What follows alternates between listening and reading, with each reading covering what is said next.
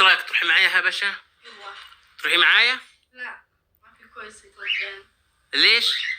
انا اقعد كويس. عشان ايش؟ فلوس. فلوس. Gaariin haadha ormaa akka haadha siniif hin taane. Gaariin abbaa ormaa akka abbaa siniif hin taane. Bareenni biyya ormaa akka bareeda keessan hin taane. Bareenni nama tokkoo akka darbee keessan hin taane sirriitti hubattanii beekuu qabdu. Yookaan immoo sammuu keessan garboomsitu. Micayyoo tana ni beektu.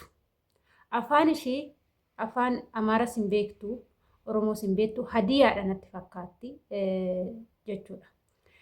Jaarsa kana ni beektu. Jaarsichi kun baay'ee sarraatenyaadhaan haalli inni ilaalchi sarraatenyaadhaaf qabu ilaalcha gaariidha. Iddoo garaagaraatti hin geecha. Akkasumas immoo sarraatenyaa firii godha jechuudha. Akka viidiyoo irratti argaa jirrutti firii godha. Innaa garuu intalli tuni yeroo baay'ee jechoonni afaan ishii keessaa ba'u jechoota xiqqooshii biyya keenya tuqanidha. Namichi kun kanaan dura Itoophiyaa deemee ture. Itoophiyaan Abashaa jedhuun jira. Abashaan hattuudha. Hannaan kan beekaman jechaa ture asitti. Garuu achi dhaqee eechaa omtuu nan hanne kan jedhus miidiyaa irratti dhugaa ba'e. Ashama harka fuunee kabajamtootaa fi daawwattoota hordoftoota keenya. Nageenyi koo kan jaalalaa fi kabajaa bakkaa fi lafa jirtan siniif haa baay'atu. Anis obboleettiin keessan bakkaa fi lafa jirutti Waaqayyoof galannaa ga'u nagaa fayyaa kootidha. Egaa warroonni mana keenya haarawaa taatan laayik, sheer, sabiskiraayib gochuudhaan gara maamila keenyatti dabalamaa siniin gidduun asumarraa naffeerraa kooti. Viidiyoo kana laayik gochuudhaan hanga dhumaa dhaggeeffadhaa. Warroonni immoo afaan micayyoo tanaa dandeessan minaalbaata akka tasaa warroonni afaan hadiyaa haasa'uu dandeechanii yoo danda'ame barreeffama hadiyaatiinis ta'u koomentii jalatti barreessaafi. Jechoonni ishiin jechaa jirtu baay'ee jechoota xiqqooshii of xureechuu jechuudha. Akka hunda keenya sarraatenyaa Itoophiyaa biyya keenya xiqqooshii kan gadi cabsuudha jechuudha. Akka feetanis jarri yoo sin jaalate nu haa jaalatan. Kanarra caalchisanii nu jaalatu jettanii waa'ee maatii keechanii, waa'ee biyya keechanii waan tokko ittiin himinaa. Omaa siniif hin godhus jechuudha. Yoon kana siniin jedhu obboleettii keenya kana akkuma argitan viidiyoo jalqaba irratti muree sinis seessise irratti Abashiyaa deemuunidha. Itoophiyaa deemuunidha. Nafaana deemtaa jedheen. Afaan yaa wallaaltu ta'ee afaan beekte sirritti waan inni jedhuun santu hin galleef ta'ee beektee kana gootis ta'ee hin beeku. Micayyoo yoo ilaalu daa'ima fakkaatti, nama bilchaattees hin fakkaattu, nama muudiin galeefis hin fakkaattu. Akkasumas immoo yeroo baay'ee jechoota dogongora ta'e irraa ni mul'ata. Har'a garuu yeroo darbes viidiyoo irratti hojjedheen ture haala ishii kana ilaaltanii ijoolleen biraa akkana taane akka hin jenne jedhee gizee lama viidiyoo irratti hojjechuu koo nan yaadadha. Viidiyoo koo jalatti ni argattu jechuudha. Ammallee immoo dirqama viidiyoo irratti hojjechuu kan na fide maalidha yoo jettanii Itoophiyaa biyya keessan deemuun barbaada. Nafaana deemtaa jennaan jalqaba irratti jettee deebitee la'a jette. Niif galee deebitee la'a jette. Afaan namichi jedhuuntu galuuf ta'uu dide ta'ee beeka gootis ta'ee hin beeku naaf hin galle jechuudha. Iddoo kanatti anuujuu hubannaan dhabe jechuudha. Inna maaliif hin deemne biyya keetii hin deemna silaa maaf hin deemne jedhee yoo gaafatu Itoophiyaa maafiif kooyis jette. Kana jechuun biyyi keenya shaggaa miti. Biyyi keenya gaarii miti jechuudha. Kan isaan immoo jechuma takkitti tana qabatanii biyyi keenya biyya gaarii miti. Biyyi keenya biyya badaa waan ta'eef, biyyi keenya biyya nyaata hin qabne waan ta'eef, biyyi keenya biyya waan akkanaa ta'eef biyya keenyatti dhuftan nuun jechuu danda'u. Kuni sarraatenyaa hunda ilaallata jechuudha. Numa hunda ilaallata jechi kuni. Aga fedhanis yoo ta'an, aga fedhan jarris yoo sin jaalatan, aga fedhan yoo ta'an, aga fedhan manni isaanii yoo bareede, aga fedhan nyaanni isaanii yoo sinitti tole ijoollee. Wanni beekuu qabdan bareedni asii jaalalli isaaniitti si faanaan galu bareeda isaanii keessatti hafuu hin dandeechan. Maa bultee asitti hin ijaarranne jarri sin jaalatte maa bultee asitti hin ijaarranne guyyaa tokko sin jibbanii baasanii sin gatu. Itoophiyaa biyya badduu santuu teechanii jechuudha.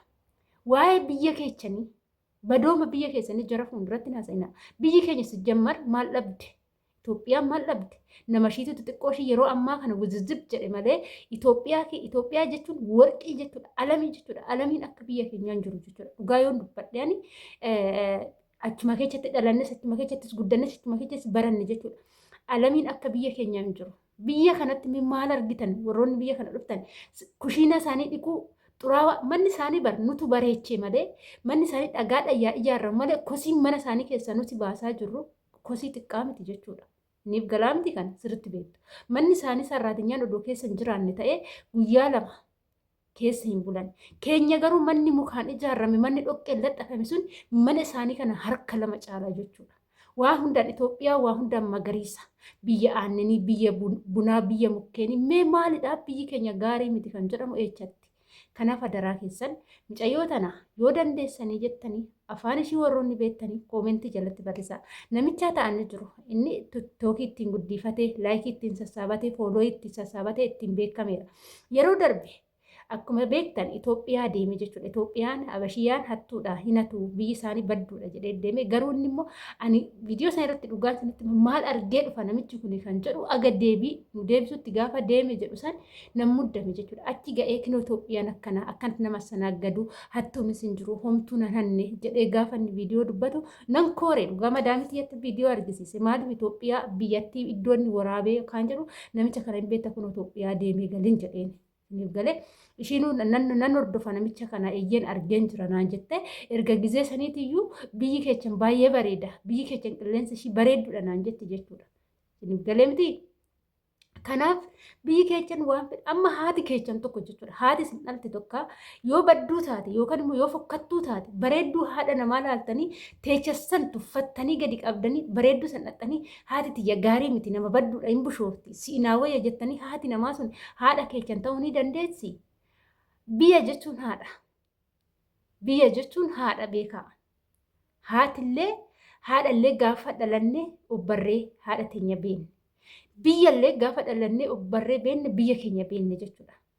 Biyyi jiraannan haadha arganne. Haadni jiraannan biyya arganne. Kanaaf akkamitti biyya keechan haadha keessan orma bira dhuftanii saaxiltu.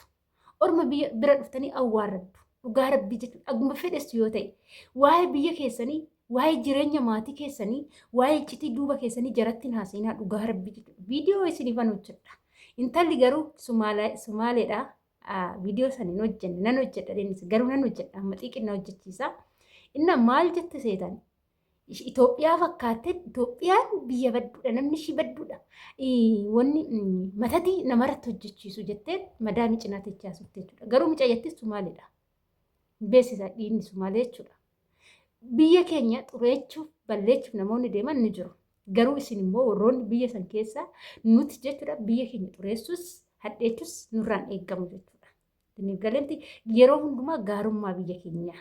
Biyyi keenya akkana. Biyyi keenya jaalala qabdi. Biyyi keenya namni ishii wal jaalata. Cidhaa malee fakkeenyaaf amma namoonni tokko mootummaan biyya keenyaa gaarii miti. Namni biyya keenyaa gaarii miti. Madaamiin gaafa duraatti jettee sin dhaggeeffatti. Garuu guyyaa tokko immoo gaafa xiqquma loltan keessattuu waa'ee mootummaa. Fakkeenyaaf biyya Saa'udii kanatti waa'ee mootummaa maqaa yoo dhoofte gizuma san si qabsiisu jechuudha. Mootummaa biyya kana oduu maqaa dhoofte jechuudha. Badaadha akkana oduu jette. Garuu keenya immoo mootummaa biyya keenya badaas haa ta'u waan fedhe haa ta'u. Siniif galee hin haasa'inaa bakka. Hin haasa'e homaa siniif hin godhan.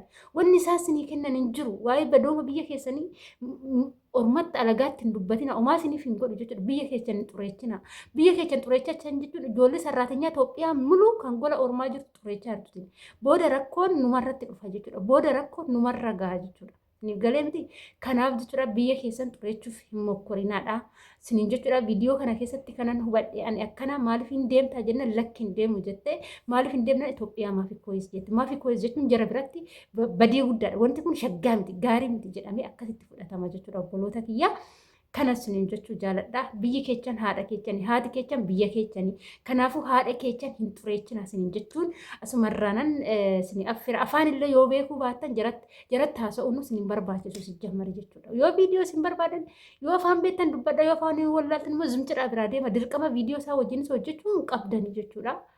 Viidiyoo har'aa miira keessa seenettis hojjedhu garuu ergaa qaba. Viidiyoo kana sheer godha warroonni afaan hadiyaa dubbachuu danda'an. Afaan Amaariffaa oduu dandeeche ijoollee hedduutu koomentii barreessafii jira. Garuu afaan Amaariffaa hin dandeechi natti fakkaatu guyyaa tokko gaafa haasoftu hadiyyiif haasofte jechuudha.